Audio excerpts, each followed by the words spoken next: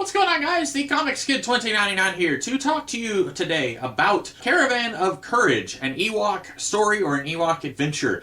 This is a made-for-TV Star Wars spin-off movie. Came out sometime after Return of the Jedi. I don't remember exactly when. I had never seen this before, but this is on Disney Plus, and it is pretty much exactly what it sounds like. Someone realized, hey, people like the Ewoks, we can market these guys. We can maybe milk them enough that we can make an entire movie out of them, and they did. And I had heard that this wasn't great, so I went in with pretty low expectations, and I will say it is not as bad as I thought it would be. That's not to say that this is a good movie. I did not enjoy myself. I will never watch this again, but it's not the worst Star Wars thing out there. I was expecting this to be on par with the holiday special, and I do think this is better than the holiday special. You can tell there is a little bit more effort put into this than there was with the holiday special. So, for one, you can actually tell there was some people who were kind of involved with Star Wars who are involved with this. Joe Johnston is a production designer on this movie. I did not know that anyone involved with Star Wars was involved with this or its sequel, but it was kind of neat seeing Joe Johnston's name in the credits. Also, it says George Lucas did the story, and what that might mean is that he met with the script writer for 2.5 minutes and gave him a very broad idea of what this movie would be, and then the screenwriter actually wrote the script. That could be what happened, or George Lucas may have been more heavily involved. I don't know. But the credit did say story by George Lucas. It didn't say written by George Lucas. Also, Burl Ives is a narrator in this, because when you are going to make a spin-off story about creatures that do not speak English, and most of your audience does speak English and does not know the Ewok language, you're going to need somebody to narrate stuff sometimes when you see two Ewoks and they're arguing about something and they're pointing at something. Burl Ives is there to say, this Ewok is looking for his children who are lost in the forest somewhere. So that was kind of neat. Burl Ives, long-time musical legend. I grew up listening to his Christmas music, so the whole time I was thinking this wilderness documentary voice sounds really familiar to me, and I couldn't quite place where I had heard this voice from, but it was Burl Ives, so thought that was kind of neat. Also, probably the only other name you would recognize here is Warwick Davis, who played Wicket in Return of the Jedi, the only Ewok whose name I know. He is here reprising his role, and I believe this is supposed to take place before Return of the Jedi, because the sequel to this is called The Battle of Endor, which happens during Return of the Jedi. And so that's, you know, if you're a real hardcore timeline enthusiast for Star Wars, that's where you can put this. Sometime before Return of the Jedi, I don't know how many years, if it's supposed to be after Empire Strikes Back, I don't know. The basic plot, and I've been kind of dragging my feet here because there really isn't much of a plot. This family, a dad, a mom, a son, and a daughter, they get lost on Endor. Somehow they crash their Star Cruiser, as they call it, and it's a very small ship. It doesn't look big enough for 4 people to live in, but they crash this ship on Endor, and when we first open, the son and the daughter have been separated from the mom and the dad. And the mom and the dad said something about they were looking for a transmitter, and the kids wandered off, I guess. And then this giant-looking ogre goblin creature thing, it looks like it comes right out of a low-budget, made-for-TV fairy tale adaptation, like a Jack and the Beanstalk thing that you would have seen one Saturday morning in the 80s. It looks about like that. This creature starts chasing the parents, and then we cut to almost 10 minutes of stuff with the Ewoks, where you're hearing Burl Ives explain what's going on, and then eventually the Ewok finds his children, and then he goes to investigate the crashed Star Cruiser, and the kids have now come back to the Star Cruiser. We don't know where they were or why they wandered off in the first place, but now they're back. And both of these kids, I'll be honest, they're really annoying. They are not the worst thing that I've ever seen in Star Wars, but this is not who I would have chosen to center an entire movie around. You've got the kid, his name is Mace, and I'm pretty sure what happened here, in the very first screenplay for Star Wars, back when it was about General Luke Starkiller, and it didn't really resemble A New Hope all that much. Back in that, I believe at some point that script mentions the Wills, and it mentions Mace Windy, the Diary of Mace Windy, or something like that. And that's a name you probably recognize from the prequels. I'm assuming Joe Johnston and George Lucas, Joe Johnston would have been familiar with the early treatments before the final version of A New Hope came out. So I'm assuming one of them brought the name Mace to this. Probably George Lucas, since he's credited with the story here. He probably remembered that's a cool sounding name that he had and he never used in the Star Wars trilogy, so they named this character Mace. So that's kind of a cool little connection there. But he kind of reminds me of the kid from Battlestar Galactica a little bit. Just kind of annoying, a little bit bratty and arrogant.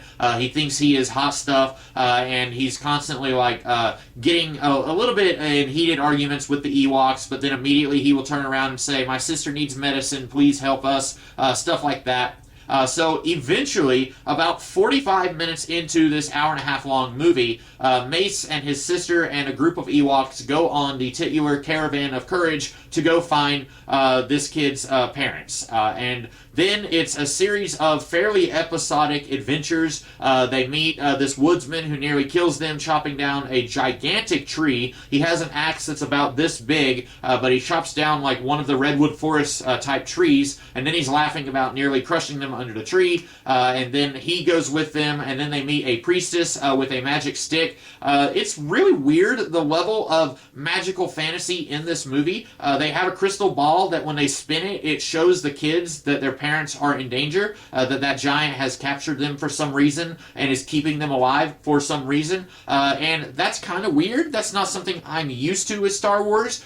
Usually you might have something like Luke gets a vision with the Force and he can kind of vaguely see what's going on, but that's okay because he's a space wizard. But as far as I know, none of the Ewoks are Jedi Masters, so it doesn't really make sense that they are able to use this crystal ball type thing, and then one of them has a stick that they're able to use, turn it on and it glows and it scares a spider away. A lot of more typical fairy tale elements in this than what I am used to seeing with Star Wars. But yeah, eventually the kids and the Ewoks, they find their parents, they rescue them from the giant, and then Burl Ives' voice says they learned a lesson that they knew the whole time, that love and loyalty and family are the strongest forces in the universe. And I'm confused. If they learned it, but they knew it the whole time, what was the point of this stupid movie? What was the point of this stupid movie? I feel like someone said, these Ewoks are hot. Everyone loves Return of the Jedi because of the Ewoks. We're selling these toys like crazy. We need to do something more with the Ewoks. And then someone else said, but the Ewoks cannot speak English, or they're not supposed to.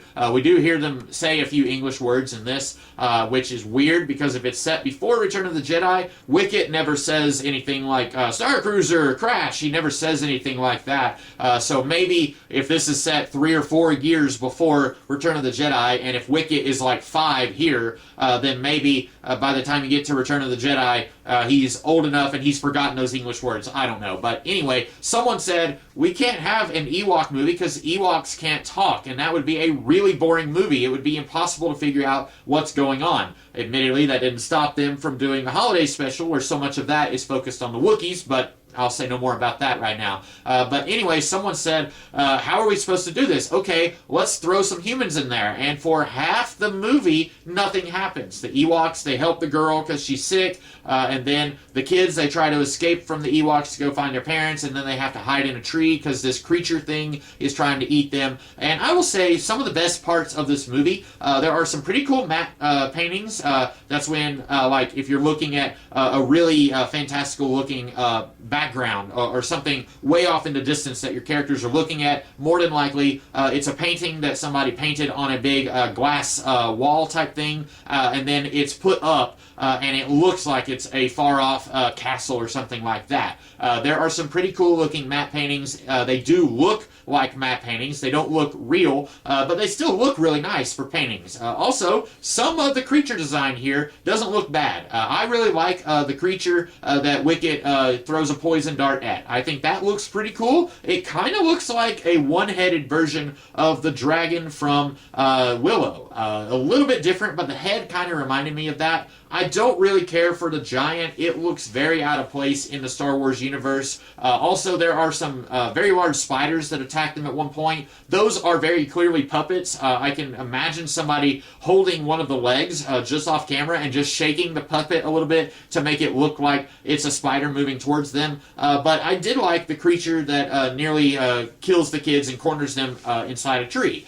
So I do think there is some production here, but this being a made-for-TV movie, they couldn't go as all out as they could on a theatrical Star Wars movie that would have had a bigger budget. But overall, I don't think this is the worst thing I've ever seen with Star Wars. I think I've already said that, but I will never watch this again. Furthermore, if I discovered this when I was like 7 or 8, I don't think I would have ever wanted to have watched it again. I think I would have said, this is really stupid and boring. I want to watch Han Solo and Luke Skywalker blow some stuff up. I think the other Star Wars movies are just more exciting than this, where we have two kids for 45 minutes hanging out with the Ewoks not doing anything. And then they go on an adventure where very little happens. I don't know who this was for. If they were thinking, well, the little kiddies, they love the Ewoks, so we can make a movie for them, I'm pretty sure if I was a kiddie and I saw this, I still would have been really bored and I would have hated this. Like I said, not as bad as the holiday special, but maybe the second worst thing when it comes to Star Wars. That's all I have to say about Caravan of Courage. I hope you guys like this video, and I will see you guys in the future with some more videos. In the meantime, have a great rest of the day. Catch you later.